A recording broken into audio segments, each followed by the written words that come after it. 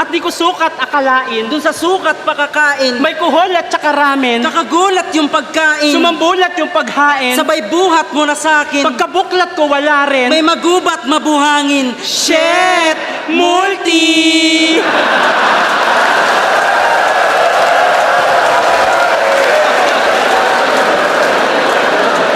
Welcome sa Second Sight 15, Day 1. Dito magsisimula ang unang bugso ng matitinding laban kung saan bawat MC gutom magpakitang gilas at mag-iwan ng marka sa entablado. Pero hindi lang ito basta event dahil kasabay nito ang pagsiklab ng pinaka-panibagong torneo ng taon. Isabuhay 2026 ngayong Day 1. Dito pa lang susubukin ang tapang, diskarte at consistency ng mga kalahok. Isang pagkakamali lang pwedeng mabago ang takbo ng kanilang kumpiyansa. Asahan natin ang iba't ibang estilo, may mga veterano na babalik para patunayan na sila pa rin ang hari at may mga bagong pangalan na handang magsulat at gawin ang spotlight sa bawat round. Bawat linya may bigat, may kwento at may pwedeng magdikta ng kapalaran sa torneo. Sa video na ito, babalikan natin ang ilan sa mga pinaka-nakakatawang linya, performances at moment na naganap sa Second Sight 15 Day 1. Kaya kung fan ka ng battle rap, siguradong may enjoy mo ang bawat segundo ng ating pagtalakay. Welcome back ulit guys sa ating munting channel. For today's video, papanoorin natin ang Second Sight 15 Day 1 Best Funny Lines. At syempre, paalala ko lang muna mga clips na nyo magpanood sa araw nito ay ayon ng sabat ang aking kakayanan. At kung meron kang hindi nasama ay mas mabuting pa sa mismong YouTube channel kayo manood ng Flip Top para sulit ang inyong panonood. So, simulan natin to. Let's go!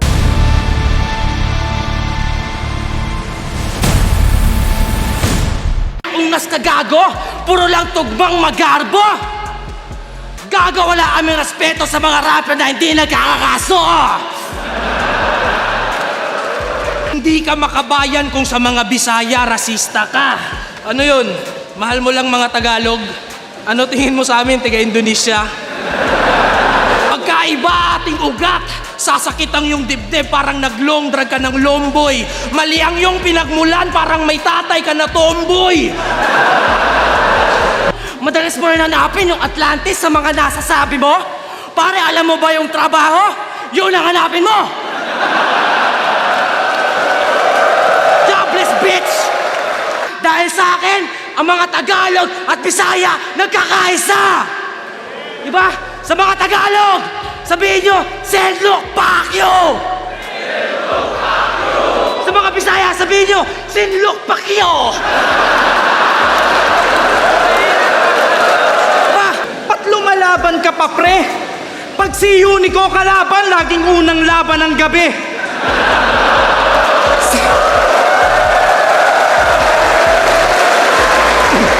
Ang drama mo, tangina ka! Ang sarap neto, chinilasin! Di lang kayo parehas ng hairstyle ni Enigma! Parehas din kayong iyakin! Pero joke lang ba? Pero sino dito mga nakakamiss kay Apex? Magingay! May naisip akong paraan. Payag ba kayo, ibabalik na si Apex tapos si G-Clown na lang yung ibaban? Payag ba kayo? Payag yung mga yan! Ganyan kakabobo, tarantado! Wala ka namang ginagawa, gusto ka iban ng mga tao! Tutado ko na to ngayong kasama ko si Aris, susulitin yung tinta nitong hawak-hawak kong lapis. Pukin ang ina mo, yung lapis mo may tinta? Ang tanga-tanga mo talaga! Pwes di ka sa akin uubra. Lalo pag nilabas ko na yung ballpen kong bagong tasa, tang ina ka. Mas malaki pa yata yung... Sa tagal mong nawala, nakabalik na ako sa Flip Top at umabot din ng semis. May bagong meta, nagpa-Gcash sila Atoms, Blizzard, Cripply. Si Sak, yung nagkakalat nun, nagkabisa na ng mabuti. At sa pangalawang pagkakataon, bati na si Lipram tsaka Looney. Ganto siya, parang airport. Madami signal bago makalanding. Ganto si Dr. Strange kung nakabatak siya ng 1 week para makuha ang yung konteksto. Tsak may action siya palagi. Matanong ko lang, Surhenyo, Jabawakis ka ba dati?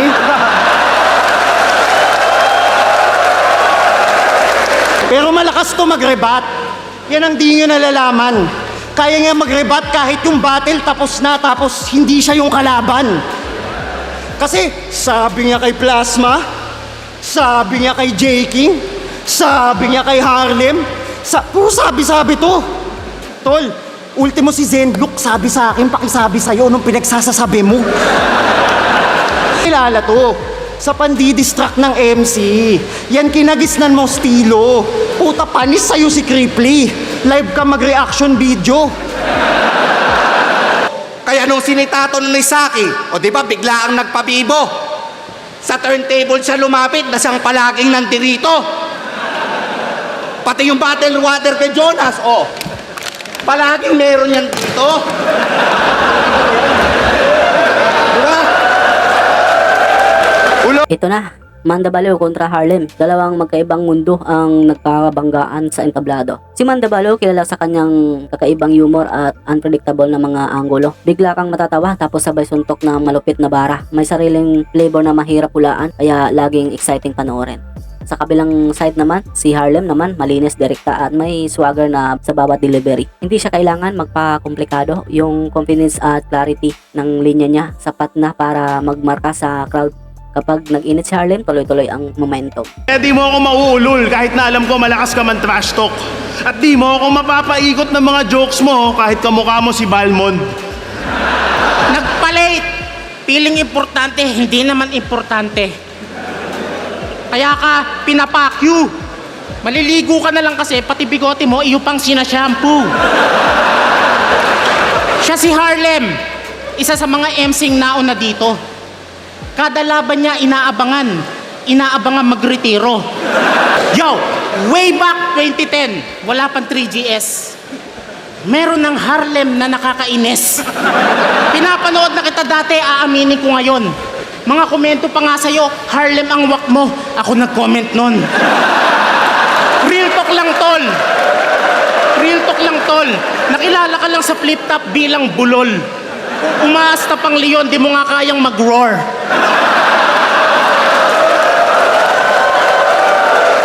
Walang fanbase, walang prime, wala na din kaibigan. Si Juan Tamad na nga lang best friend mo, iyo pang nilisan, sabay kayong nag-addict, di ba? Tas nagbago ka, ikaw yung nang iwan. Wala kang dating, wala din branding. Kaya anong slant rhyme? Tamad ka lang mag-rhyming. Nirhyme mo yung Himalayas sa Mariah? Ang lupit mo naman, bro. Let me tell you something. Kaboses mo si Squidward. Sobra mong annoying at dragging. Tapos unat pa yung muka, parang laging nag-i-skydiving. Maliit tingin sa akin, pagkat estilo ay komedya, pues mali kayo, pasensya. Mas delikado tong baliw na nagpapanggap na walang diferensya. Di na ako nagbibiro, wala na munang pakwela. Seryoso na ako, parang plasmang may nililigawang EA. Kung bastusan, mas bastos pa ako kay Badang na ng molestya. Malibog pa ako kay Rapido nung hindi pa nag-iiglesia. Mas kupal...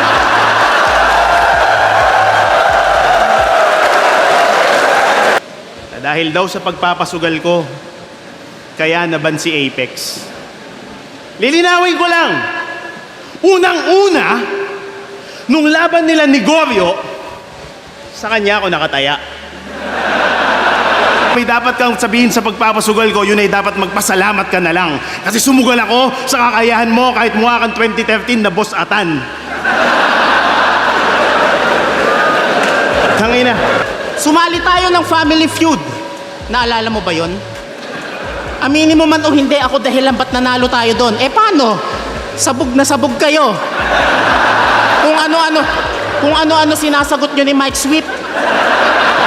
Niyaya nyo pa akong mag-chonky sa guest room. Wala kayong pinipiling lugar, mga adik. Tinanong ka ni Ding Dong. Sabi, kung ako yung lolo mo at nanghihingi ako ng tulong, paano to buksan? Ano kaya ito? Ang sagot mo, chichirya. Tangina naman. Kaya ka nagkakasakit, kakapiatos mo yan. At predictable tong Manda, pag sa entablado tumungtong to, di mahulaan ang gagawin, parang biglang sinaksak ko si Pakundo. Kaya siya ay gumawa ng tuldok kantang naisulat niya, grabe nakakalungkot. Kung kailan nakarating sa tuktok, saka naman siya tinanggal ni Bukbok.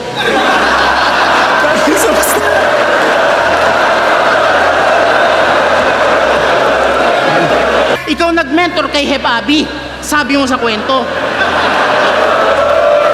Ikaw nag-mentor kay Hep Abi, sabi mo sa kwento. Tinuruan mo ding mag-addict ngayon si Hep Abi ay inaresto. Hindi ka magandang Shaboy kontra Sak Maestro. Isang laban na siguradong puno ng karakter at matinding presensya sa entablado. Si Shaboy kilala sa kanyang kakaibang delivery at natural na angas. May sariling swag na kayang magdala sa crowd.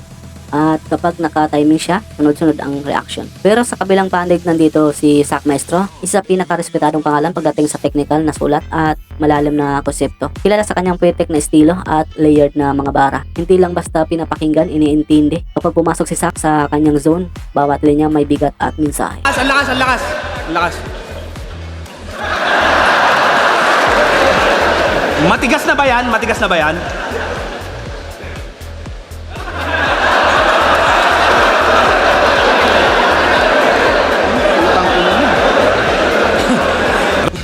Ako na magpaparetiro dito sa paborito mo, boss. Naku, Arik. Ngayon natin malalaman kung kanino talagang fans club yung Shabunatics. Pero hindi ka na daw pala nagsashabu, no? Puta, ang daya mo naman. Si JR Laplapa na si Sir Deo, nagpasahan lang sila ng COVID. Itsura neto pag lumalaplap po parang isdang wala sa tubig. Tanginang hidden meaning yan. Ano? Para unique o para masabing matindi? Di ko tuloy maiwasan mag-isip kung si Thirdy pinanganak ba ng Thursday. At yung anak mo na si Miko, di ba palayaw niya ay Koy? Sa tuwing kumakain siya ng Toblerone, hinihingi mo pa yung coin. Pero kung sa tingin nyo, yung pagiging undefeated ko dito na magtatapos, salamat, Arik, ang buti mo na, boss. Salamat, Lip Top, mi ultimo adios. Slack 1 kontra Krega. Isang matchup na siguradong makbakan ng estilo at lakas ng presensya. Si Slack 1 kilala sa kanyang diretsong atake, walang paligoy-ligoy, bawat linya may diin. At gustong patanayan na kaya niyang tapatan kahit sino sa entablado. Sa kabilang banda, si Krega naman, isang veterano na may kakaibang energy, kilala sa kanyang creative na approach, humor at crowd control. Hindi lang siya basta bumabanat, inaaliw niya ang audience habang unti-unting binabasag ang kalaban. Siya si Slack 1, a.k.a. Bisaya Slayer. Hindi porket Bisaya, nambababoy ng saging kapag nalilibugan. Nakita ko siya! Di ako po pwede magkamali, nakadamit pa ng pamphlet top.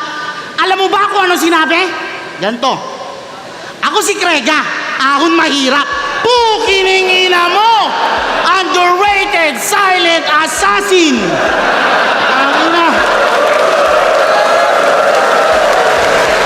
Unbelievable, unstoppable, the super duper MC, the man from Cagayan representing uprising PSP. Malamang isa ka sa mga ginto. Tangin ang bilis, oh. Trrrr! Tapos biglang ginto. Ganyan talaga pag mamamatay na. Siya, napanood ko yung laban yun ni Manda. Ay na, magkamukha kayong dalawa. Alam nyo ba na yung Krega ay slang term ng salitang Kreger? Na ang ibig sabihin ay all-in-one na mura. Nagaling din sa Latin word na Kregar, na ang ibig sabihin ay cucumber. At dahil maangas pakinggan, ginawa mong pangalan. At dahil di nagre-research yung tigenyo, akala mo hindi na malalaman. Putang ina, ang lupit! Krega! Akala mo talaga! Pakrega-krega ka pang hayop, tas cucumber ka lang pala. Nagpatak daw siya ng dugo sa kwaderno. Yung sobra isinali niya sa test tube. In-incubate ng 30 days kasama Fahrenheit at Celsius at ayun, etc. hanggang sa naging sendlook. Puta, parang balot ah. Sa bagay, oo nga no, si Sendlook. Sa sobrang lalim, hindi na namin maintindihan yung mga kamanyakan sa Facebook. Tangin. Siyempre, dahil umabot ko sa part ito at kung bago ka lang nakapasyal sa channel ko, ay nanyanyahan mo na kita na mag-subscribe at pakihit na ng bell button para laging updated kung may bago ko ilalabas ng mga content tulad nito. Siyempre, pabalo at like na ng ating Facebook page. Nag-upload ako ng mga content about sa hip-hop at flip-top. Nga pala guys, naghahanap kayo ng mga sulit na damit, cup na pamorma, at siyempre yung mga flip-top collab tulad ng Real Jokes, Hype Beat, High Minds, at iba pang mga flip-top MC collab ay nandiyan po sa ating description. Ay meron po tayong mga tag product dyan na nakalagay po sa description o di naman kaya nakapop up dyan sa may video natin. Sa mga may napili na po na item at mag-order po ay screenshot nyo lang po yan at isend po sa Facebook na ilalagay natin sa description. At samahan nyo na rin ng inyong GCash number para na rin sa 100 pesos na pamasko natin sa inyo. So ayun, magpatuloy tayo. Let's go. Yung salagubang, ginawa niyang salag ko. Bang! Check. Paano yan? Yung salaginto. Sasalag, kasi hinto. Pukin ang ina mo, surrogatis reference. Huwag mo nga kaming ginagago. Tangina, kung si Lucas, apo ng apo ni David. Eto, apo ni Leonardo.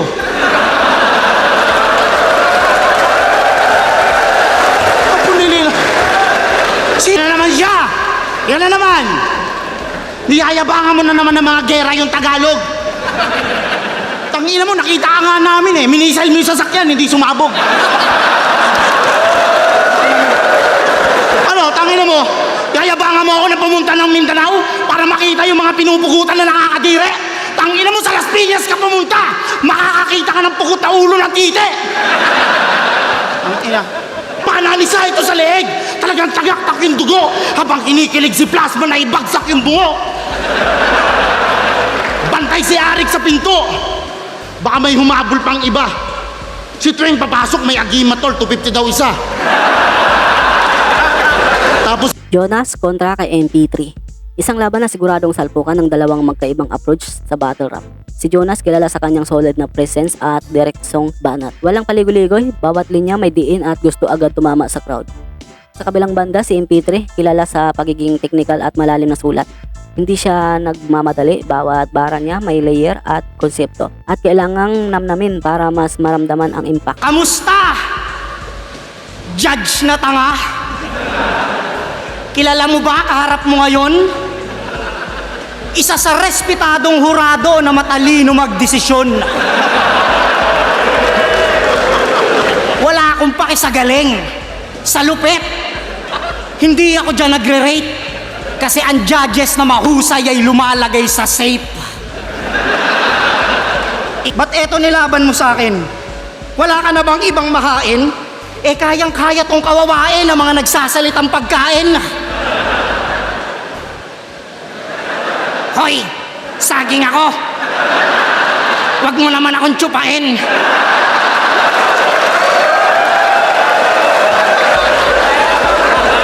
Alam nyo ba nung nakaraan, nakita ko to si Bading tumatakbo sa Baklaran. Bading? Takbo? Baklaran?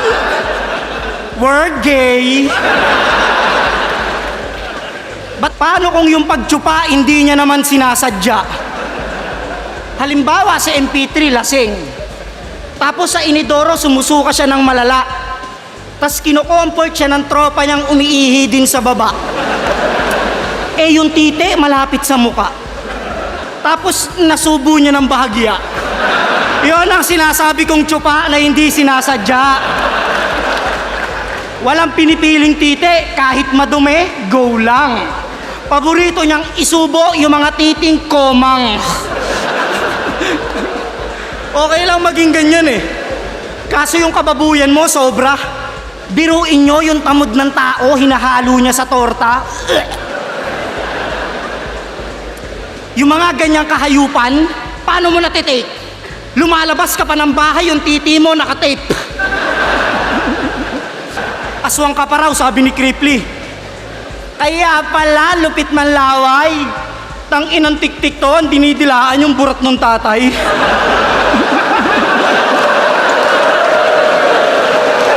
Oo, lahat ng lihim mo ay mabubunyag na tol. Aswang sa bahay nyo, ang daming titing putol. Si Enigma yung demonyo. O, demonyo ka, Arik. Nakatago lang yung sungay. Biruin mo, ang saya niyang kumikita habang nagsisiraan kami ng buhay. Di ba? Dos for dos action. Ripley at Topper kontra Husky at Shernan.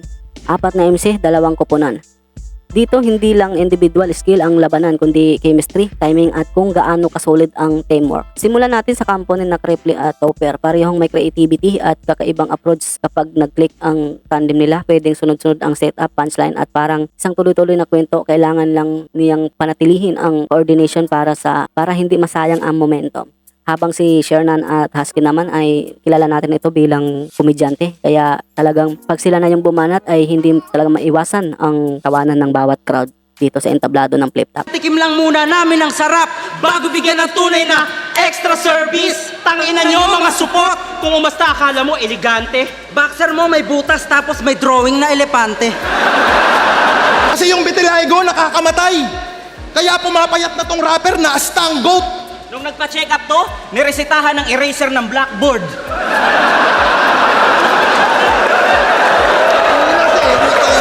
At nag-chat to sa akin si Shernan, wag ko daw idamay kanyang asawa. Nag-chat din sa akin to si Husky, wag ko daw idama yung mga baka. Ha?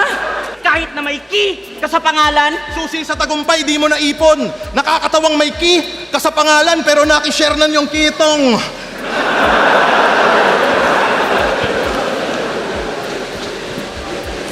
yung, ganyan na pala itsura ng binintusa ngayon.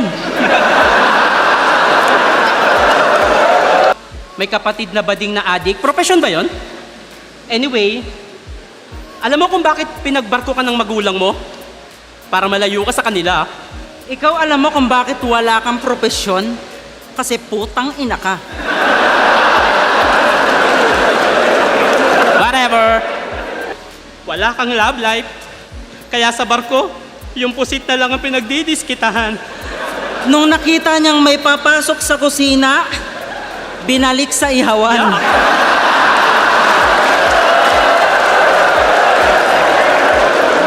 Lagi niyang niyayabang na mas masarap daw yung pagkain sa Bicol kaysa sa Maynila. Legit? Nung pumunta ako ng Bicol, yung fishball may tinik. At pagsabihan mo yung kapatid mong bading na lulong sa shabu.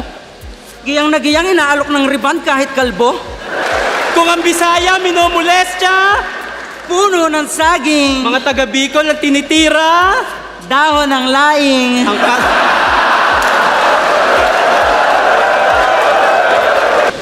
Ano yung nilabas mo? Anong tawag doon? Gonggong di naman marunong magsilindro. Pag sinilindro ko yung titi mo, lalabas yung tunay na tono. Putang ina ng tono.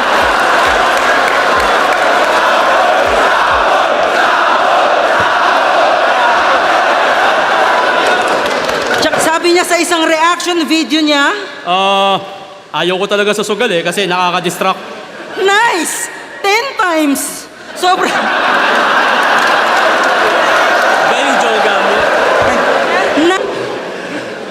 Alam nyo bang may talento si Shernan at sobrang solid mga pare? Kasi kaya niyang bumuo ng grupo tas hindi siya kasali. Aray ka! Putang ina! Tang ina mo, ikaw pala si Hintay Kamin? Ano, Krep? Handa ka na ba?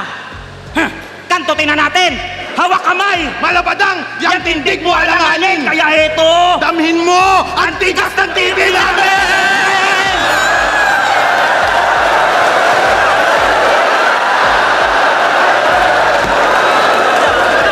Tatayo pala ng building.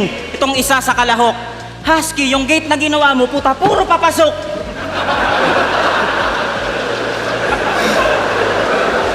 Maraming salamat sa panonood. Kung nagustuhan mo ang video na ito, huwag mong kalimutan i-like, share, at mag-subscribe sa channel na ito para mas marami pa tayong ma-upload na content. Pindutin mo na rin ang notification bell para lagi kang updated sa mga bagong videos. I-comment mo na rin sa baba kung anong gusto mo pang makita sa sunod nating content. Hanggang dito na muna.